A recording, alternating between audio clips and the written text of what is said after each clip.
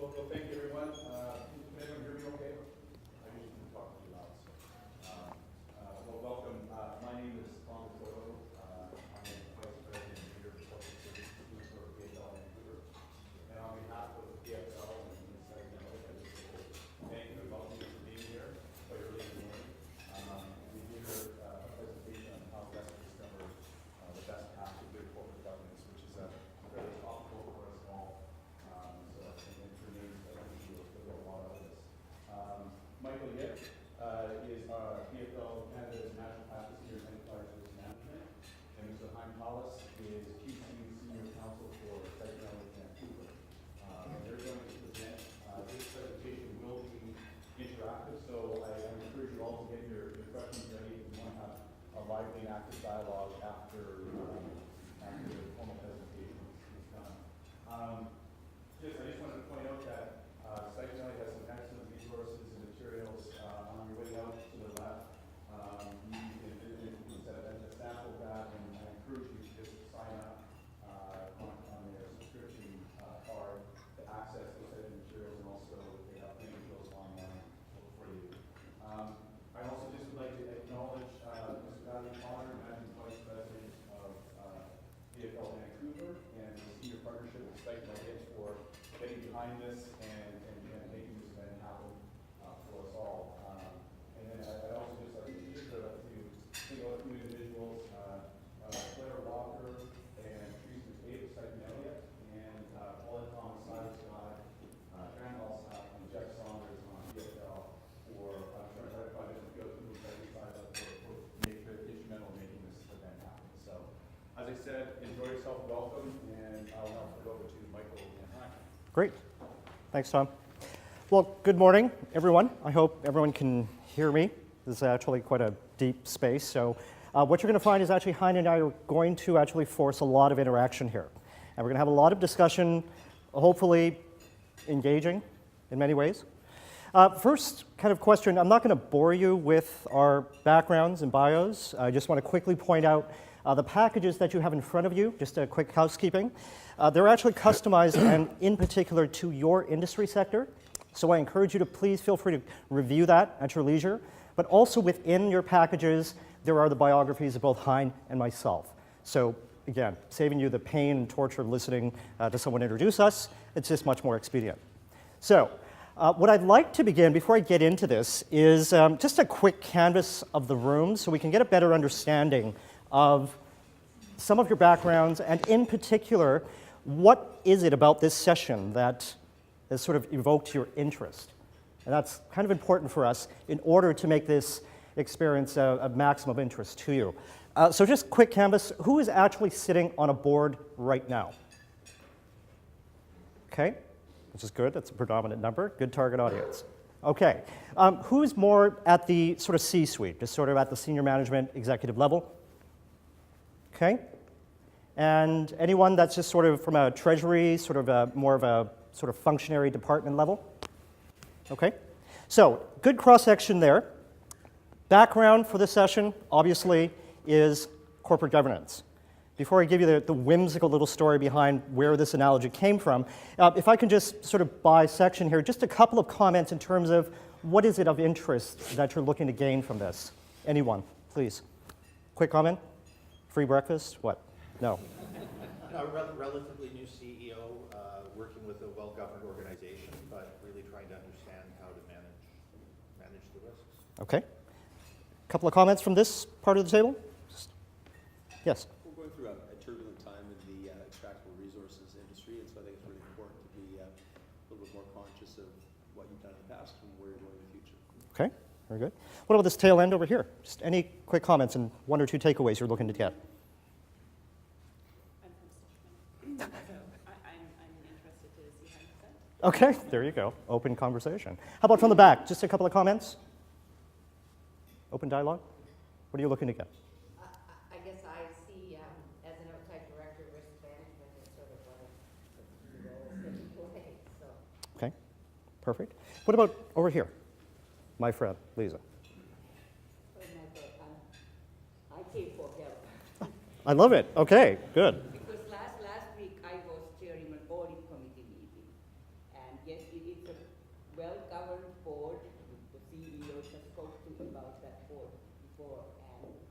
we have our risk matrix, and we have in the past done some of these exercises, but it has been at least 3-4 years since we have done this proper assessment, really talking about the risks and weighting them and talking about the implications. And I was trying to put it more at the audit committee meeting, and one of my directors complained that I am suffering from ERM fatigue. Ah, So how can we get away from just ticking the boxes? Sure. Yes, we have done it and made it real and live.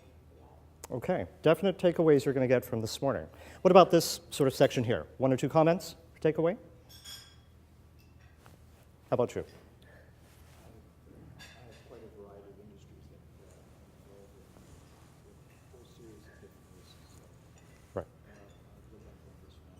Some best practices, essentially. Okay, wonderful. And sort of the tail end here. Couple of comments in terms of what you're looking for. Yes? Well, I'm C-suite and I'm in one company and another company. I serve on the board, and I saw your flyer, said better corporate governance, and I thought I'd come out and see what I might not know. Wonderful. You? Sort of transitions in corporate governance from perhaps very, very experienced people to less experienced people coming in. Okay, just sort of calibration in terms of experience set. Okay. You've touched on a number of things that we're going to be covered this morning. The best way to kind of look at this sort of partnership that we're going to have today is I'm sort of Disneyland. I'm the guy that's going to be talking about some of the theory, some of the best practices, being sort of, shall we say, the ERM background, the risk management, the strategy. There'll be a lot of discussion about the takeaways for best practices. Hein, being a brilliant individual in the law, will give you some of the more practical applications of what I'm going to talk about. So there'll be a little bit of that sort of back and forth. So definitely, I encourage you to sort of take it all in and sort of pose any questions to either one of us to kind of get more clarity for that purpose. Now, let's just kind of begin. This whole analogy of the GPS concept. So I just want to share a really quick story in terms of where this came about, because it seems kind of, it works if you think about it. So I was in the Loire Valley in France this summer and rented a car. In the car was a GPS. 2 problems. It was in French. Granted, my French is okay, but that's not good. You're in a foreign country, foreign language coming at you. And we're also in a very small village in the Loire Valley, Sancerre. Small town, small little roads. Didn't have a clue. The maps weren't very adequate. So driving around, looking for a particular place, put it into the GPS, and comes up there's 3 options. Push the one that seems relevant. Get lost. Not good. Right? I'm driving for half an hour in the opposite direction. I feel something is wrong, because I know this little place is in the south of the Loire River, but somehow the GPS is taking me north. My gut's telling me I should turn around, but I'm in a foreign country. I'm relying on information, and that information, I have no reason not to trust it. So I thought to myself, after driving around for an hour, getting lost, I said, you know what? I've consulted with the biggest organizations in the world, typically publicly traded organizations that my experience is from the US. And I said, why haven't I drawn this analogy before? Because if you think about it, a board, you're very similar to a foreign visitor into a foreign country. You're not there on a daily basis. You need to rely on some mechanism to provide you with some background, some intelligence, and some direction. Where you get that from, that's what we're going to walk you through today. So you see the analogy? Just kind of cute, whimsical. Just wanted to share that with you. But think about the 3 things that we're going to walk through today. The first is, what's your map? What's the lay of the land? That's essentially the risk profile. Do you understand the organization that you sit on, that you are there to represent and provide guidance? Do you know what that risk profile is? Do you have a map? Okay, we're going to go through that. Then, we're going to talk about the route.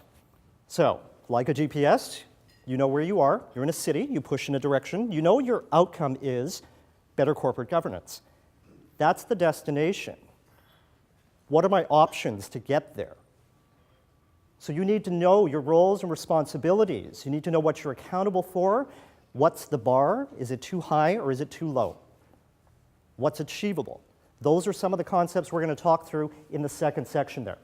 And then finally, when you get to your destination, we thought it best to actually share case studies with you to make it relevant and topical.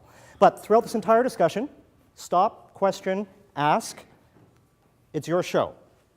You're here to learn, you're here to take away, and of course you're here to have a nice breakfast and coffee. So, has everyone gotten everything you need before we get into here? We're good? All right, so let's begin. What's the map? So you're going to assess your risk profile. So I'm going to hand this over to Hein to kind of provide you with some of the, shall we say, the relevant context. Well, first let me add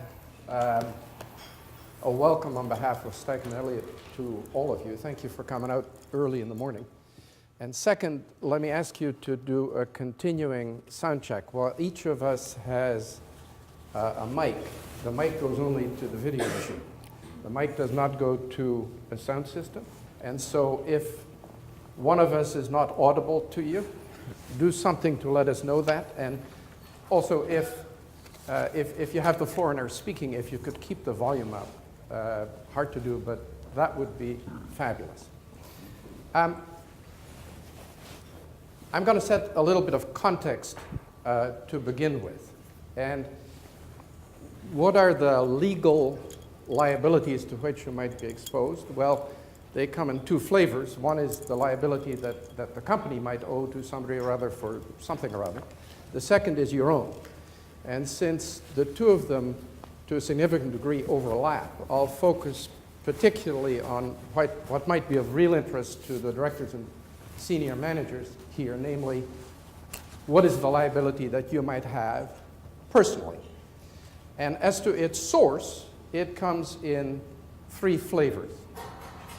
First, there is what the old common law imposes, and we'll talk about it in more detail later, but the common law says there is a duty of care, a duty not to mess up, first of all. And second of all, there's a duty of loyalty, which is a duty not to permit your own self-interest to come into conflict with the interests of the company or the interests of another company on whose board you also sit.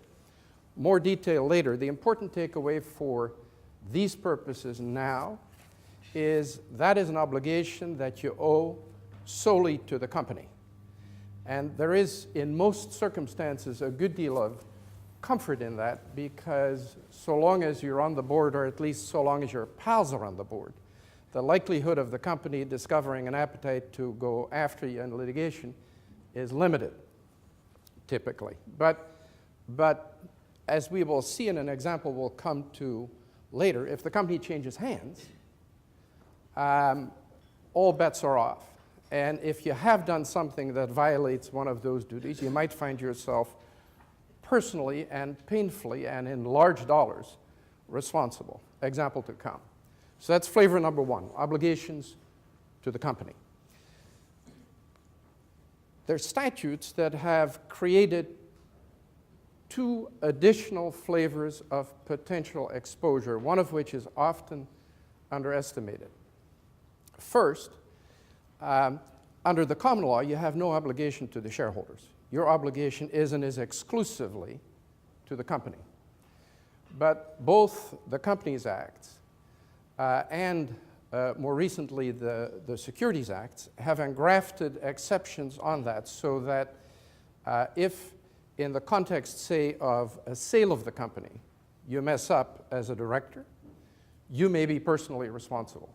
And similarly, if in the course of the company making disclosure, your fingerprints as a director are on disclosure that is defective, you yourself may be on the hook for that. So that's the second flavor. The third is a grab bag of what lawyers call piercing the corporate veil liabilities. The scariest, possibly, is under the Environmental Management Act. If you are a director,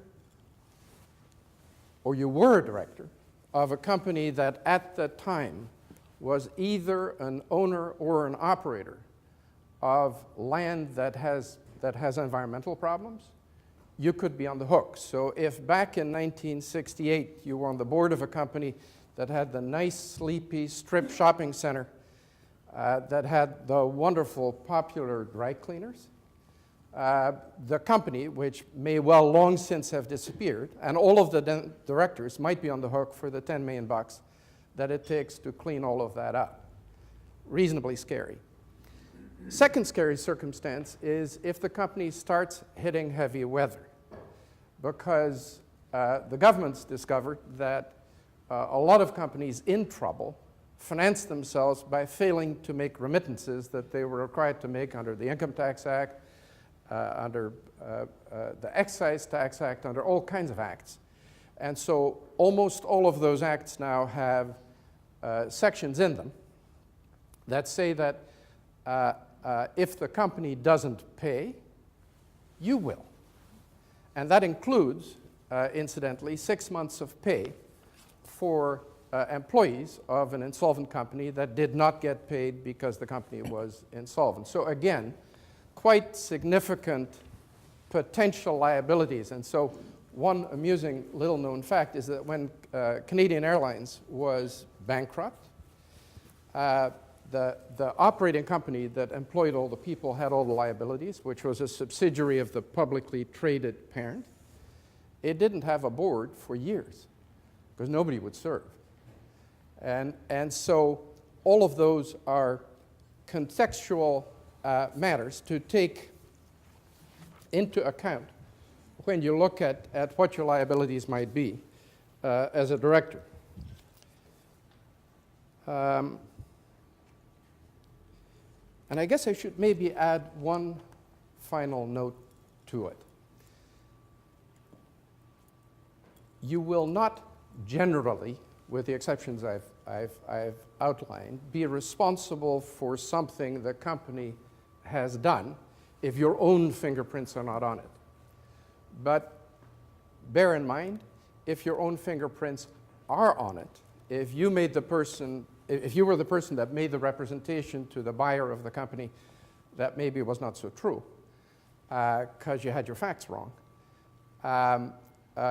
you still could be personally on the hook for all of that. Now, to all of these liabilities, there are partial or complete safe harbors in the statutes that created the liabilities, and we'll come back a little bit later to those specific safe harbors.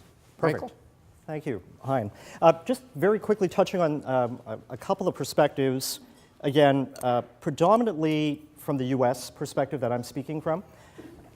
Not that I'm not speaking from Canada, but you know what I'm saying. So my experience dealing a lot with the SEC, it's actually important that you sort of understand what some of the initiatives are going on down there, because by default, they tend to trickle up to Canada.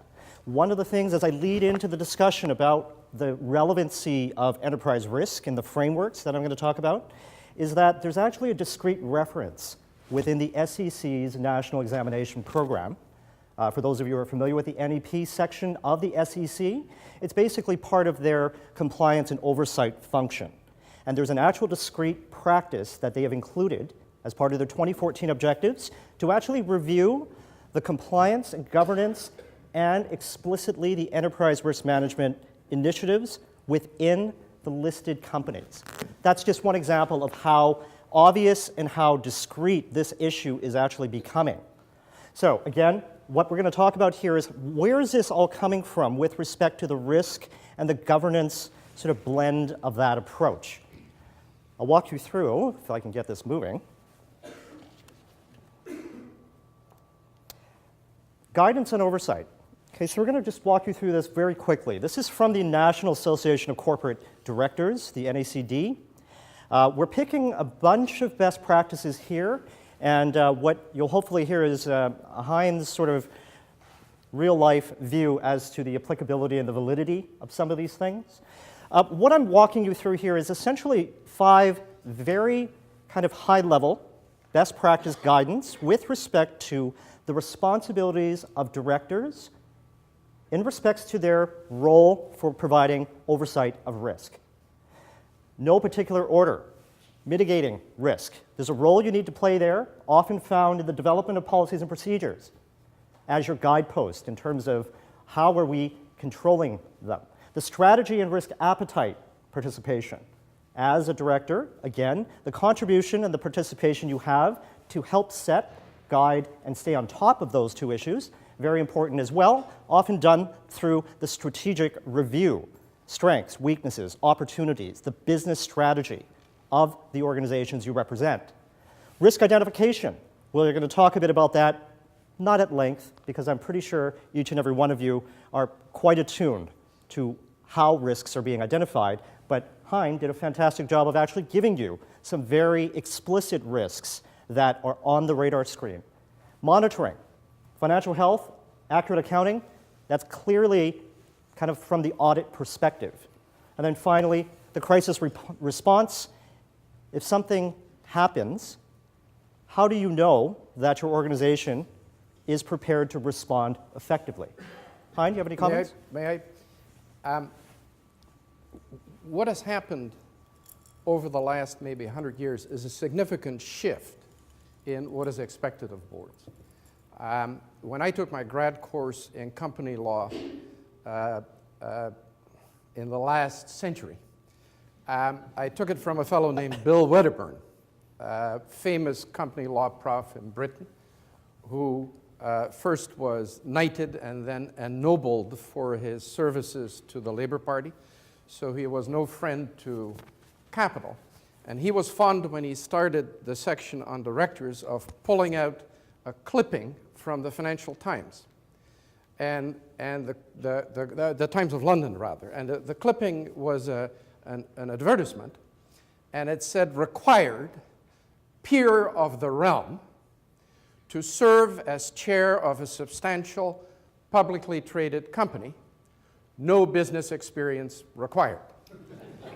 And at the time, that was not a bad reflection of where matters stood. There was a case that was then thought of as good law in Britain and Canada, where the Marquis of something or other around the turn of the prior century had been on the board of a bank that had failed and was sued for negligence, never having attended a single board meeting. The action was dismissed because directors are not required to attend board meetings. Now, from there we moved to today, and it used to be 40 years ago that if you asked a director what is the board's job, they'd something like policy, planning, personnel, new business, and finance, overseeing that. Who runs the company? Who monitors stuff? That's what management is for. Well, in the law itself, that has now shifted. It is perfectly clear that the courts will require some level of monitoring and some level of intrusion by boards into the affairs of the company. What is unclear is how far. What do you have to do, really? It is still getting worked out. And so 2 points come from that are sort of themes that I'd like you to think about and that maybe we should talk about when we come to some of these examples. One is, what is the role of a board today? Part of that is, of course, legal. If you describe a role for yourself and you fulfill that, that may well keep you immune from liability. The second is, when you describe what you're going to do, what is the bar that you set yourself? And when I look at what I think of aspirational kind of documents like these, you know, we should do this, we should do that, we should do the other thing, I acknowledge that they have real utility in telegraphing to an organization what the desired goals are. On the other hand, if you imagine that something might have gone wrong, and now you're being cross-examined on your role in what went wrong, words like ensure sound crisis planning has occurred. Those words are kind of leading with your chin. And so if I were writing this kind of document for a board, I'd want to be sure that the board does not set a standard for itself that it is almost certain to fail. Mike? Thank you. So you see I was correct. He's the reality. So this is good. All right. Now as we move through this, everything that Hein is saying is correct. You understand what it is that you need to do. You need to set the bar. Not sure how high that bar is, but there needs to be one. I'm going to talk a bit about now this concept of how do we go about determining our risk profile? What does that really look like? What's a tool that is available to you? So quick question for the audience here. I'm going to introduce the concept of enterprise risk. Obviously, it goes hand in hand with the GPS concept. Quick show of hands. Who actually has an enterprise risk program currently underway within the organization that you sit on a board for? Okay, very limited number. Who is actually entertaining the idea of potentially exploring some element of an enterprise risk program as potentially one way to get greater knowledge within your organization? More show of hands. Who's had bad experiences with the concept? Good, so we're not tainted there. Okay, what I'm going to do is walk you through a best practice concept of what it is. Again, I'm talking from the 50,000-foot level at this point. I'm not saying that this model or this framework suits every one of you. What I am sharing with you is actually a product of probably over 1,000 engagements for every single Fortune 500 organization that I've touched. This is actually built from their best practices. And what I'm going to walk you through are the key points. I'm not going to sit here and ad nauseum bore you to death with the details of this, but simply let me just highlight a few things here that's of real importance. Focus on the blue.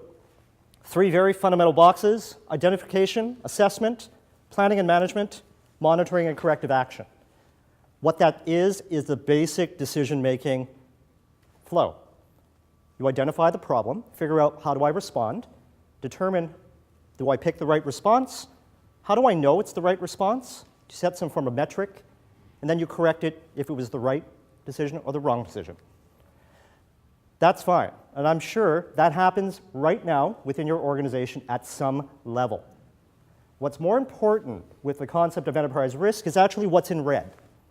What's in red outlines the backbone of the decision-making process. Do we have the right culture? Is everybody aligned from being risk-averse to risk-taking? Do we have policies and procedures that are in support of that? It doesn't make sense to have a risk-averse culture, yet you have a compensation structure that incentivizes risk-taking. I can talk to you privately about some financial institutions that I've worked with that have that exact problem. And I think you can draw your own conclusion as to why the derivative issue came about. It's because those two paradigms were not aligned. Terrible, terrible thing if you don't have those two boxes sort of in sync. The bottom two. One is more for automating. It's helping you, finding you the right information. The use of technology within your organization to facilitate the sharing of information. So it's credible, it's reliable, and it's something that can be drawn upon. And then finally, you've got the governance and compliance piece. Is the process in support of our governance practices? Now, what's important with this entire concept, and I want you to remember 3 C's. The first is it takes capital. This isn't a free ride. This takes time and energy and financial cost, obviously, if you want to do something right. The second C, do we have the capabilities to do this? Do we have the right people? It's one thing to be a very experienced board member providing your own context to the organization, but if the management team you feel is not there in support of you or lacks certain skill sets within the management structure, that's a red flag. This will fail if those two objectives aren't aligned. The third C is the capabilities. Do you even know what that is? So capital, capabilities, think about all of that, right? So, Hein, do you have anything else with respect to the culture piece? I don't think so. Okay. So let me just kind of walk you through one of the key things that Hein talked about. You play a role in setting the strategic link. The strategy of the organization, who within the audience here actually participates actively in setting the strategy for the company? Quick show of hands. Okay, so this will be a relevant kind of walkthrough for you. This is an actual example of how I've actually worked to integrate the principles of enterprise risk into the strategic planning process. And the key links, I'll walk you through this graphic in 1 second, but the two pieces that I really want to highlight is really what's called a key performance indicator and a key risk indicator. Two very basic concepts that could have a litany of meanings. So what I'm going to just very briefly walk you through the circle here is that typical strategy setting within an organization begins with setting goals and objectives. Fundamentally, call them level 1, call them whatever you want to call them, but it's the direction of where you're going. In support of that, you need to determine the objectives, the sort of the business plans from the management level. What are they going to do to achieve that objective? What you're also doing here when you try to bring the two worlds together of enterprise risk and strategy is really you're conducting essentially a risk assessment around each of the strategic objectives, because that's the foundation of your plan. Once you know what that long-term plan is, you're setting a bunch of objectives to get there. You're essentially doing a risk assessment around each of those objectives. What I'm talking about here is the application of what is material to the organization. As a board member, as a director, you do not have the capacity to sit on top of every single risk within the organization. Frankly, and I know Hein will interject, you shouldn't be looking at every single risk. You're setting an unreasonable bar. What we're looking at here is the material application of your oversight, and the oversight's tied to the strategy objectives. So, as you walk through the ring, follow through the blue boxes I talked to you before, you identify, you assess the risk to achieving those objectives. You're looking at how do we manage and mitigate our abilities to achieve that? What's the problems? What are the upsides? This is the introduction of the marriage of a performance indicator and a risk indicator. Quickly walk you through that again. You set a strategy objective. You set an objective typically known as a performance objective. What is it? We want to grow by 20%. We want an internal hurdle rate of 15%. We want market capacity of 50%. Some very tangible metric. That's a performance indicator. Yes? Actually, difference between a KPI and a KRI, key result indicator, are the things you mentioned. A KPI is the activity leads to the result. So, for example, in our business, we want to increase our top line revenue, and we also want to increase our gross margins and our net margins. Those are key result indicators. A key performance indicator, we're in produce, we're distributing produce. So a key performance indicator is getting the buying and sales team to get on ads with the various different stores. The more ads we get on, the more we sell. So the activity of getting onto ads is the key performance indicator. So I want to ask you this. So for example, if we want to get on more ads, or one of our strategic objectives is to bring in more organic produce, okay, and that's what we're trying to do, okay, how does the KRI, which you call the key resort, in your case, meaning KRI is being key risk indicator, well, where's the risk? How is there a key risk factor to that objective that we're trying to achieve? Okay. And I'll give you some background. We already have a blanket policy to cover us for any issues in the food chain. If there's a recall or if there's tainted produce coming through, we've already got something in place that covers this. Okay. So, quick question for you. The objective of getting into more organic distribution, right? What percentage of your revenue is actually contributed by distribution? Currently, I'd say it's about 3%. We want to increase So what's your performance indicator at that point? You want to go more than double, so you want it to be 6%. Right, but Right? that would be a key result indicator. A key result is to have it double. The activity, to get that performance, what you want to measure is how many times we get those organic items onto ads, or how many new stores that we introduce the product to. It's the activity that is the KPI, not the result. The result, when you achieve that, is called the KRI. Most companies don't understand this, and the thing is, KPIs are actually very difficult to figure out in an organization. Where I found out the difference between KPI and KRI is when I went to a morning retreat like this, and I heard the private equity guy say, if we want us to invest in your company, we want to make sure you truly understand what a KPI is, and it's not a KRI. A key result indicator, and sorry, I don't mean to mess it up with your key risk indicator, but a key result indicator is growing sales, growing margin. Those are all the results. KPI is what is the activity that you do that actually ends up with the result.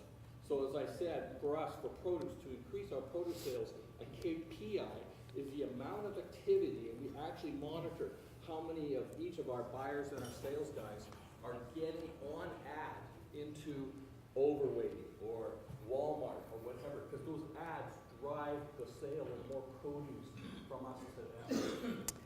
Okay, we should definitely have a discussion offline about this, but I think what you're talking about is actually a question I'd like to ask everyone in the audience. Is that a level of granularity that, as a director, you're having right now? Nodding of heads, raising of hands, are you having this level of conversation around the strategic objectives of your company?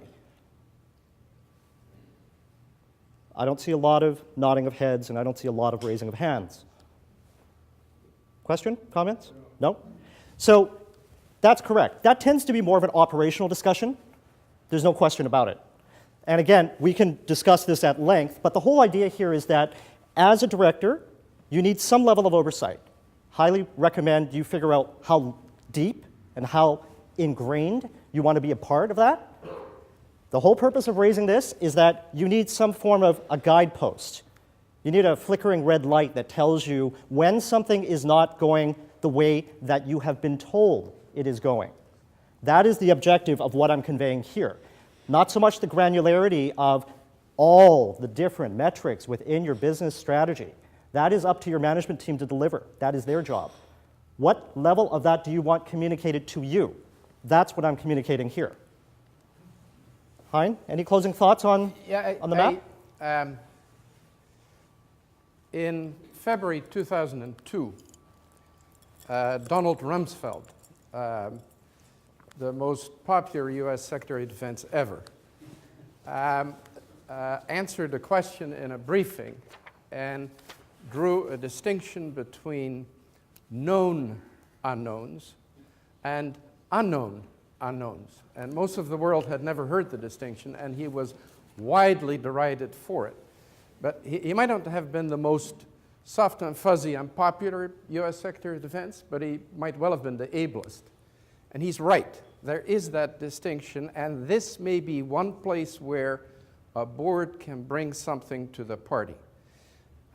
Operators tend to be focused on the world that they have to work with every day. They tend to be head down, butt up, not to be unkind to operators.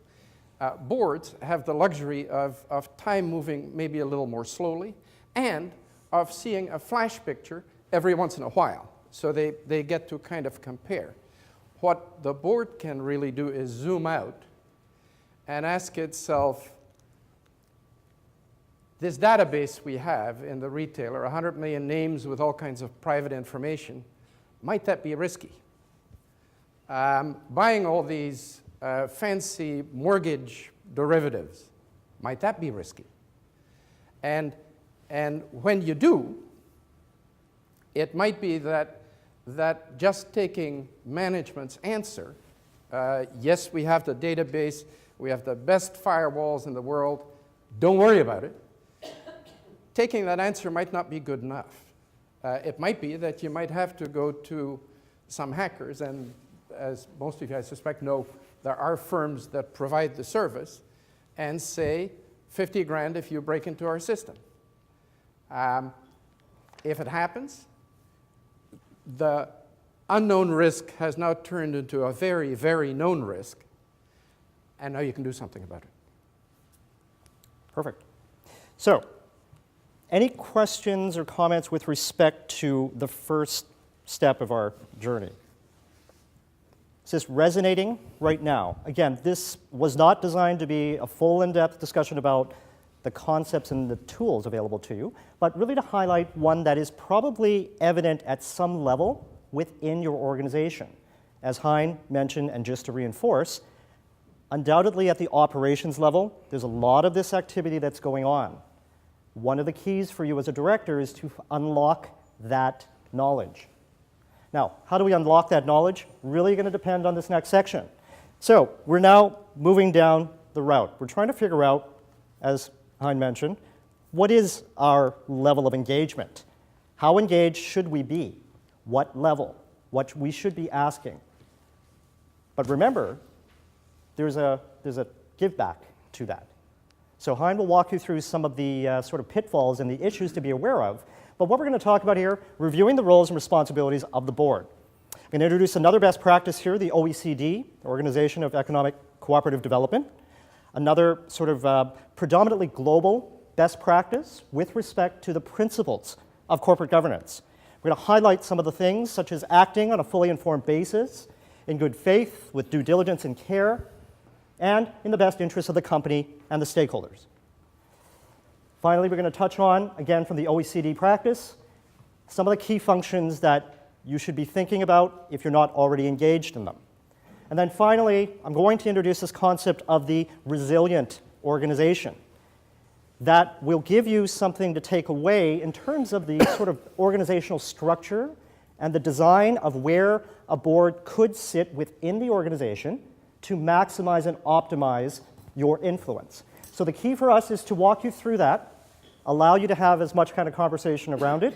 Hein will definitely be providing more sort of relevant case studies in support of this, because again, I'm Disneyland, giving you the happiest place on earth. If you had all the money, time, and resources in the world, these are the things you should be looking for.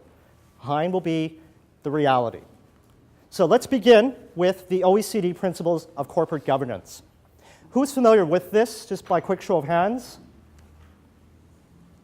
Okay, so I pretty much could say anything here, and it'll just kind of, you'll believe me. You'll believe me. All right. So, 6 things of primary interest that have emanated from the OECD practices. Basically, I will just read these verbatim, and I will allow my partner here to provide additional commentary as is.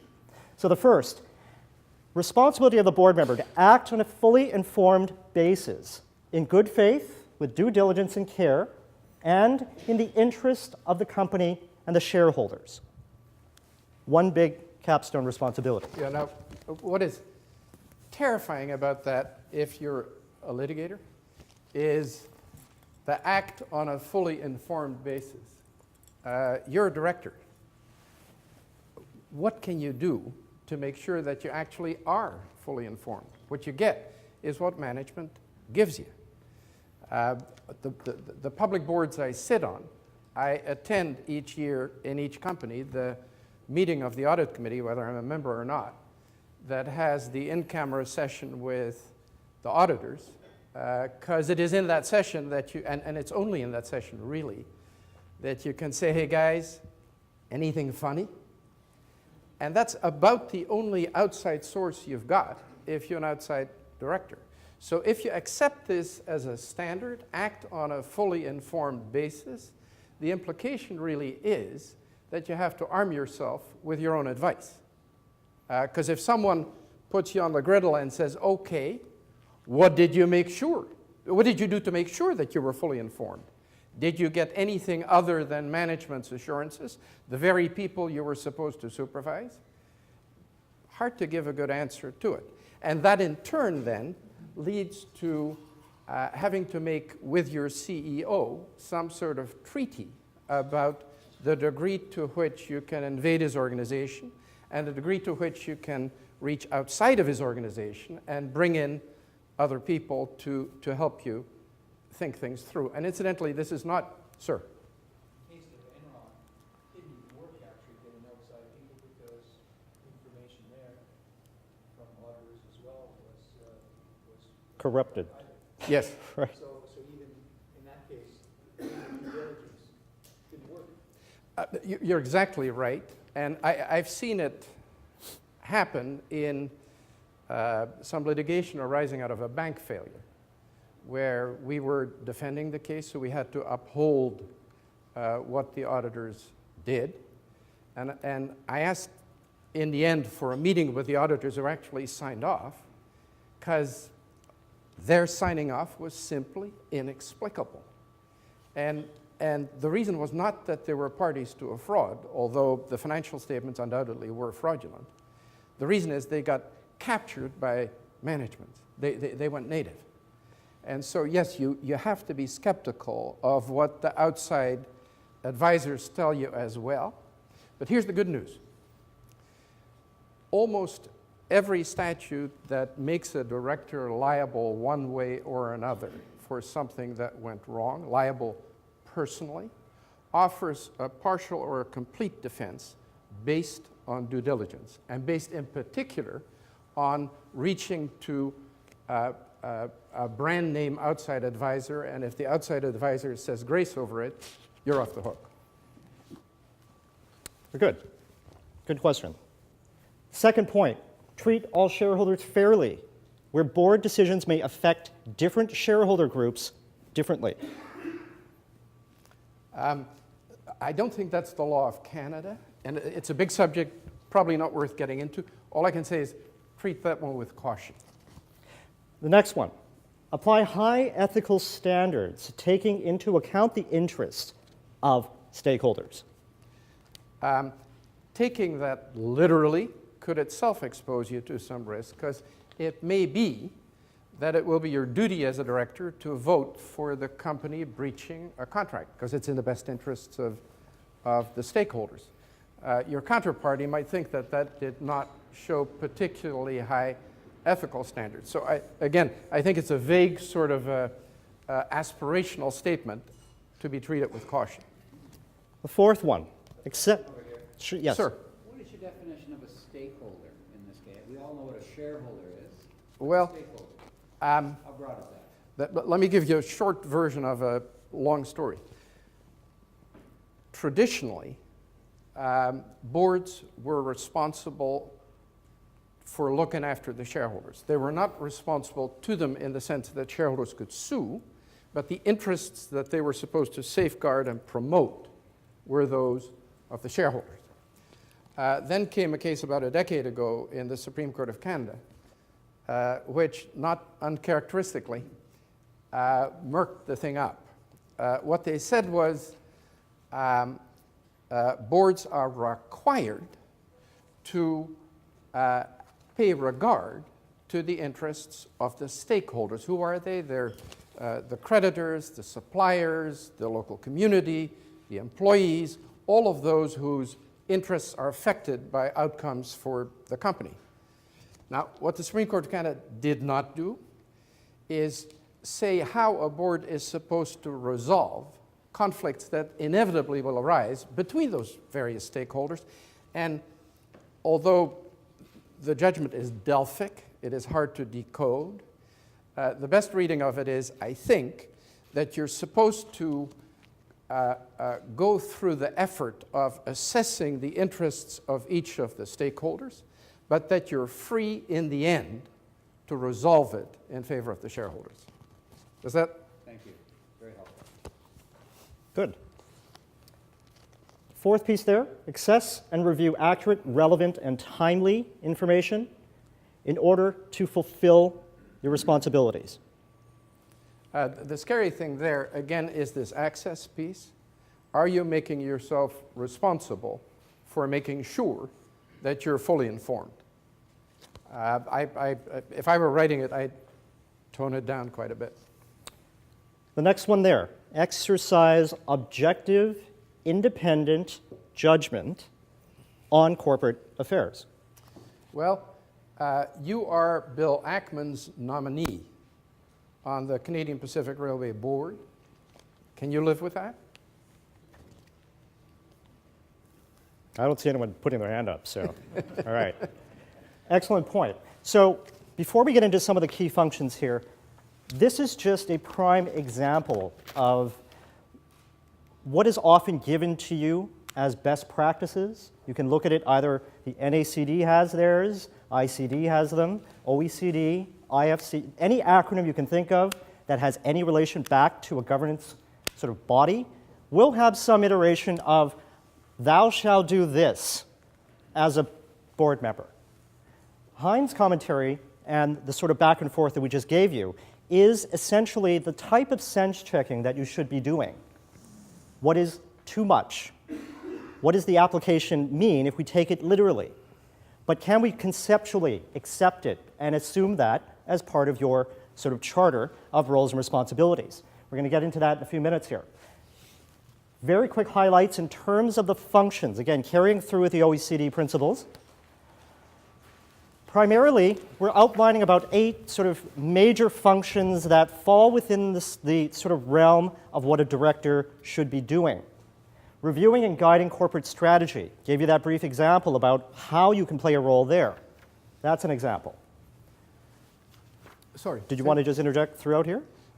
I'll come in at the end. Monitoring effectiveness of governance practices. Again, the key word there is monitoring. How do you stay on top of that? How do you know if it's effective or not? Oversight of key executives. We can go at length in terms of what that really means. One way to look at that is the role you play in the compensation aspect. Is it a risk-based incentive type of a program? That's how, one example, you can stay on top of oversight. Aligning key executives with remuneration with long-term interests of the company and shareholders. Again, I can give you examples primarily within the financial industry sector where those interests are not necessarily aligned. And the board, who sits on some of these big banks, they don't know how to stay on top of it. Hence the fact there are numerous regulatory acts in the US predominantly that have stepped in to actually force those governance practices. You have the luxury up in Canada to not have as many, but beware that they exist. Undoubtedly, some of those are going to trickle up. Dodd-Frank is namely one of them. The Volcker rule, as a result of Dodd-Frank, is obviously an offshoot of that. Both of them were designed to protect the consumer public, in particular the shareholders and the investors, due to lack of oversight. Ensuring formal and transparent board nomination and election, again, part and parcel, depending on how your board structure is set up. Monitoring and managing potential conflicts of interest. Ensuring the integrity of accounting and financial reporting systems, definitely a clear-cut alliance to the audit function. And then finally, overseeing disclosures and communications. And there's a whole bunch of words here that go to the 2 issues I raised earlier, the role of the board and the bar it sets itself. And so monitoring, providing oversight, ensuring, monitoring, ensuring, overseeing, all of those go to both role, and particularly when it comes to ensuring, to the bar that the board sets itself. And so if you say publicly that as a board you will ensure the integrity of accounting and financial reporting systems, you may in fact be turning yourself into just that, an insurance underwriter of that outcome. And so I think what you want to do is draft all of this sort of stuff with some care so that you still achieve the business objective, but so you don't lead with your chin when it comes to if a risk should actually materialize.